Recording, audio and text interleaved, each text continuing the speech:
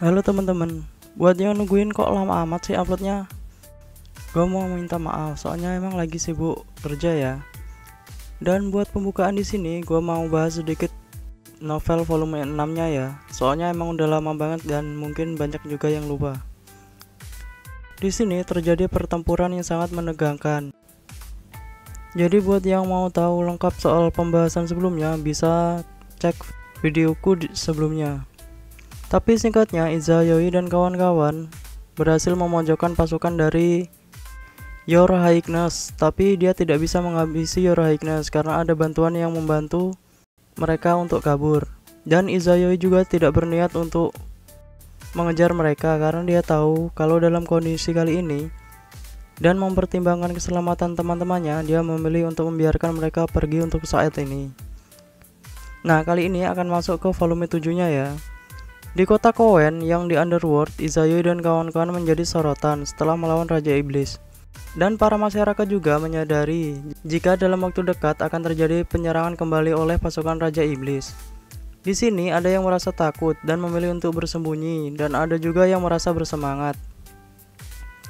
Di saat mereka sedang sibuk, Sandra naik ke atas podium untuk berpidato untuk membahas aliansi Raja Iblis atau Ouroboros dan meminta Percher untuk menjelaskan tentang aliansi Raja Iblis tersebut. Karena Percher adalah seorang Raja Iblis, jadi dia tahu atau memiliki informasi sedikit tentang aliansi tersebut. Tapi di saat Percher naik ke atas podium, dia memicu amarah dari penduduk Underworld karena di pertempuran sebelumnya mereka tidak terlalu berkontribusi dalam pertempuran. Para penduduk Underworld, khususnya Goblin dan para naga yang ada di sana tidak terima dengan perkataan Percher dan mereka mulai ribut. Keadaan diperkeruh saat trio bermasalah datang dan menantang mereka. Kasukabe dan Asuka melawan para Goblin dan naga. Kasukabe dan Asuka diuntungkan karena mereka memang memiliki gift yang sangat kuat. Tapi di saat itu datang 3 orang yang terlihat kuat, anggap saja sebagai petinggi atau pemimpin suatu ras gitu ya. Nah, di sini Izayoi yang merasa tertantang, dia langsung mengempaskan Goblin dan naga yang tersisa dan mulai menatap ketiga orang yang baru datang itu. Di sini Izayoi mengingatkan kalau dialah yang melawan Your Highness sebelumnya dan mengatakan jika mereka ingin kabur dari pertempuran selanjutnya yang akan terjadi, sebaiknya mereka mundur dari sekarang. Ketiga orang itu tidak bisa berkata apa-apa karena mereka telah melihat kekuatan Izayoi yang sangat besar. Mereka pun tetap merasa kesal, tapi mereka setuju untuk mengikuti arahan atau rencana dari Izayoi. Di sini Izayoi mengatakan bahwa dia sendiri yang akan menghadapi pemimpin pasukan, sedangkan mereka diminta untuk mengatasi bawahannya. Dan agar itu bisa berhasil, mereka harus bisa mengimbangi atau bahkan melampaui kekuatan dari pasukan para Raja Iblis. Di sisi lain, Sandra merasa bimbang dan dia merasa tidak pantas menjadi seorang Puzzle Master karena dia memang adalah seorang gadis yang masih berusia 11 tahun. Dan kebimbangan itu dimanfaatkan oleh Demon Lord Confusion untuk lebih mempengaruhi Sandra dan berhasil menculiknya. Buat yang lupa siapa itu Demon Lord Confusion, itu adalah Demon Lord yang menculik anak-anak. Dan dia hanya bisa oleh dilihat atau dirasakan oleh anak-anak, jadi orang dewasa tidak dapat melihatnya atau merasakan kehadirannya. Di sisi lain, Izayoi, Asuka, Kasukabe, Willa, dan para veteran Goblin dan pasukan naga mulai mendiskusikan tentang rencana mereka untuk game selanjutnya. Karena memang keberadaan Kurosagi sebagai juri sedang terluka dan tidak bisa mengikuti gift game kali ini, mereka harus menghadapinya sendiri.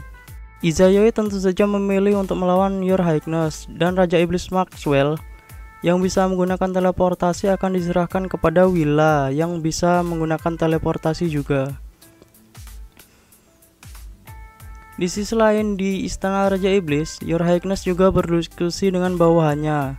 Dan singkatnya, mereka berpikir jika keadaan kali ini adalah keuntungan bagi mereka. Akhirnya mereka tidak memberi jeda dalam pertarungan dan memilih untuk segera menyerang kembali dalam 1 jam ke depan.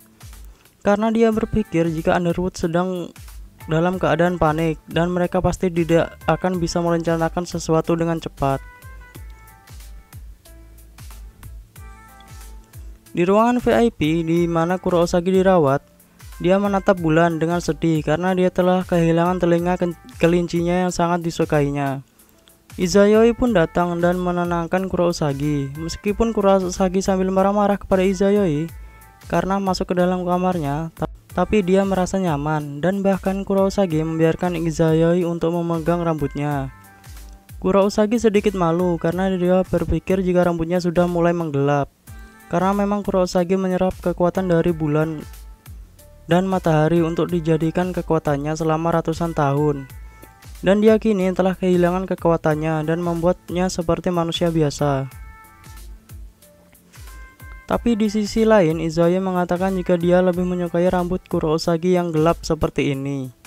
Di sela pembicaraan mereka, Your Highness muncul di hadapan mereka, yang membuat Izayoi terkejut karena itu terlalu cepat.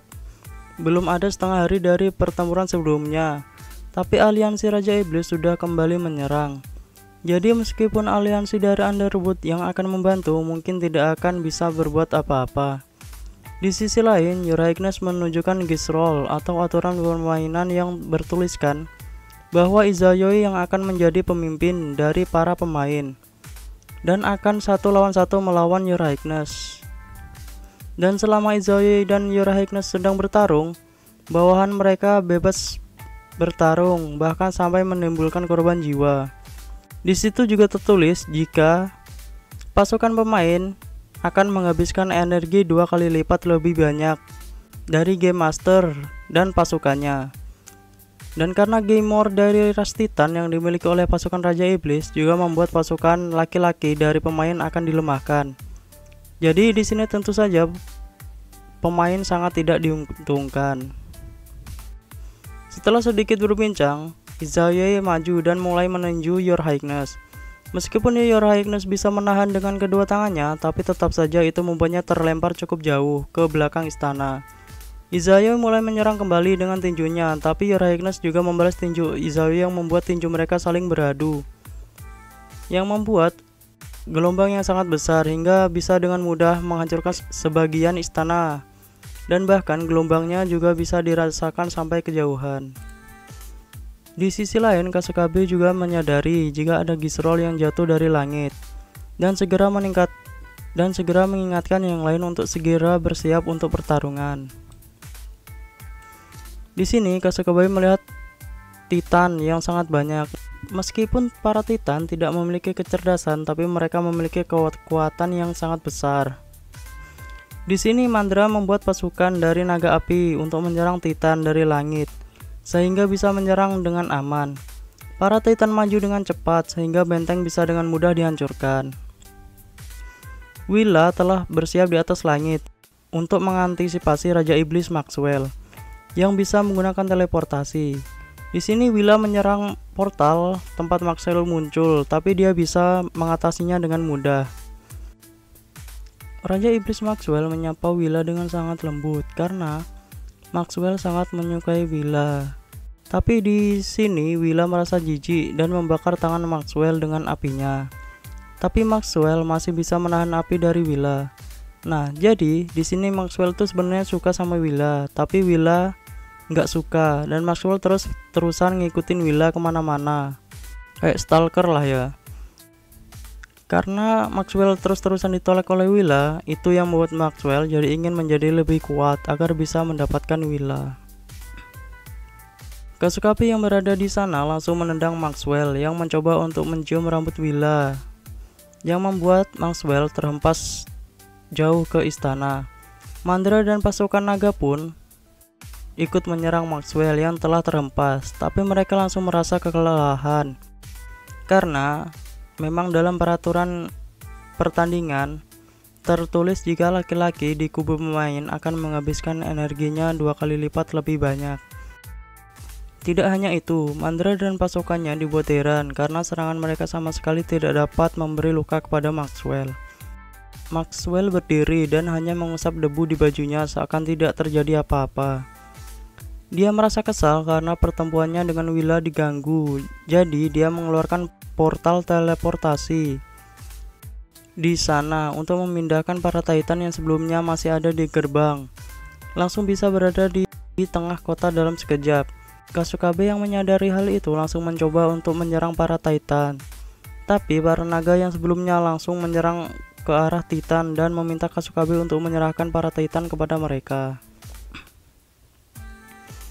Kasukabe dan Willa bekerja sama untuk mengalahkan Maxwell. Tapi di sini Willa memberi kunci untuk membuka sebuah Astral Gate seperti teleportasi kepada Kasukabe dan maju menyerang Maxwell. Pertarungan keduanya sangat sengit karena Maxwell bisa menghindari serangan demi serangan yang dilancarkan oleh Willa. Kasukabe yang melihatnya merasa jika pertarungan mereka berada di level yang berbeda, karena memang Kasukabe secara langsung belum memiliki pengalaman langsung berhadapan dengan Raja Iblis. Di saat itu dia melihat dua sosok laki-laki yang saling beradu tinju di sisi lain istana. Pukulan demi pukulan mereka menciptakan gelombang kejut yang sangat besar, yang membuat siapapun yang melihatnya akan berpikir jika kedua orang itu adalah monster. Dan itu adalah pertarungan antara dewa dan Raja Iblis. Setelah itu Kasukabe memikirkan kembali kata-kata Izayoi yang meminta Kasukabe dan Willa untuk bekerja sama agar bisa menghadapi Maxwell. Di sisi lain, Asuka bersama dengan Din dan Almatea menghadapi para Titan yang muncul. Din menghadapi para Titan tanpa kesulitan karena dia telah dimodifikasi sebelumnya, yang membuatnya menjadi lebih kuat dan menjadi lebih cepat. Setelah membereskan Titan yang ada di gerbang, Almatea mendengarkan jeritan dari para naga yang berada di dalam kota. Asuka pun memutuskan untuk melihat keadaan di sana dan ternyata pasukan para naga tidak berkutik di hadapan para Titan, dan mereka satu persatu dikalahkan oleh para Titan. Sebenarnya para naga memang kurang diuntungkan karena peraturan atau kutukan dalam permainan, tapi seharusnya mereka bisa menghadapi para Titan dengan lebih baik. Dan di sini Asuka menyadari jika di sisi para Titan yang ada di sekitar sana telah dimodifikasi, yang membuat mereka menjadi lebih kuat dan menjadi lebih pintar daripada Titan biasanya. Asuka yang menunggangi Almatea diserang oleh Titan dan bisa dihentikan oleh Din yang langsung menijunya. Tapi para Titan itu memiliki ketahanan yang lebih tinggi sehingga butuh pukulan berkali-kali untuk menumbangkan satu Titan. Dan lebih buruknya lagi, masih ada banyak Titan yang berada di luar gerbang. Meskipun tidak semuanya telah dimodifikasi, tapi tetap saja itu akan sangat merepotkan. Setelah Din berhasil mengalahkan Titan yang ada di sekitarnya, Asuka diserang oleh Gripon hitam dan seorang yang mengenakan jubah. Dia adalah Demon Lord Confusion. Asuka dan Almatea diserang oleh Greya yang telah berubah bentuk menjadi naga yang memiliki 4 sayap, yang membuatnya menjadi lebih kuat. Almatea menyerang menggunakan petirnya untuk menyerang sayap Greya, tapi Greya dapat dengan mudah menghindarinya. Saat Asuka dan Almatea bertarung dengan Greya dan Demon Lord Confusion, Jack datang membantu. Tapi di saat itu Asuka dan Jack sangat terkejut karena di sana tidak hanya ada Greya dan Demon Lord Confusion, di sana juga ada Sandra, sang Floor Master, yang berdiri di sisi Demon Lord. Asuka tidak mempercayai hal itu, tapi Demon Lord Confusion mengatakan jika Sandra telah menjadi bagian darinya, karena Demon Lord telah memanfaatkan kelemahan dalam hati Sandra yang berpikir jika dia tidak pantas untuk menjadi seorang Floor Master. Demon Lord Confusion terus berbicara tentang apa yang dia lakukan kepada Sandra dan para anak-anak yang sebelumnya telah dia culik. Di sini Jack sangat marah sehingga api di kepalanya menjadi membara. Dan Jack di sini menegaskan jika Demon Lord Confusion akan menyesali perbuatannya. Sesaat setelah itu munculnya Gisrol yang berjudulkan Jack the Monster. Nama pemain Demon Lord Confusion, pemimpin permainan Jack the Ripper.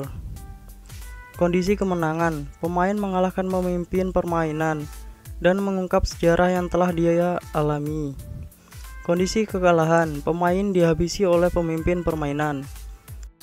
Kondisi permainan, pemain akan kehilangan kekuatannya sedikit demi sedikit saat pemimpin permainan mengungkapkan jati dirinya. Setelah deklarasi itu, Jack berubah menjadi manusia dan membawa pisau yang berlumuran darah. Di sini Asuka sangat terkejut karena Jack bisa menggunakan hak sebagai Game Master.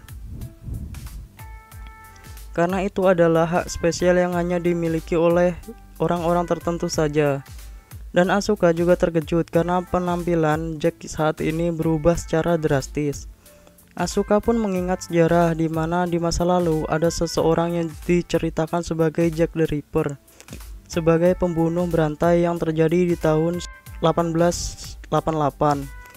Cerita itu sangat terkenal sehingga Asuka yang lahir pada zaman yang berbeda pun dapat mengetahuinya.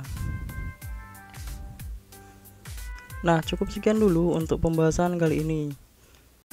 Oke, terima kasih yang udah mau dengerin dan yang udah mau nonton. Bye bye.